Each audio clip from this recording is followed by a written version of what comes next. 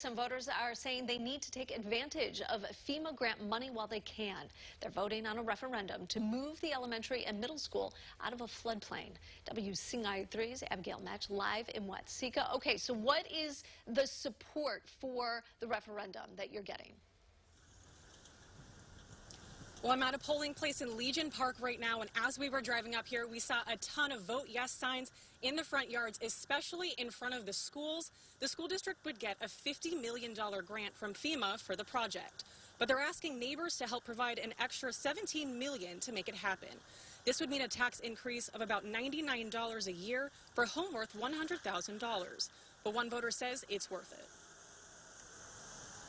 Taxes are always a problem. People want to see their taxes go up.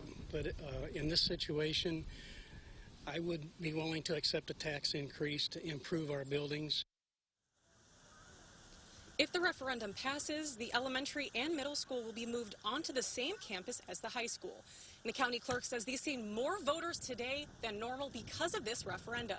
I'll have more for you coming up tonight at 6:30 in Watseka. Abigail Match, WCIA3, your local news leader. Abigail, thank you. Now, like we said, the polls close at 7 tonight. We'll have the very latest results at 9 and 10.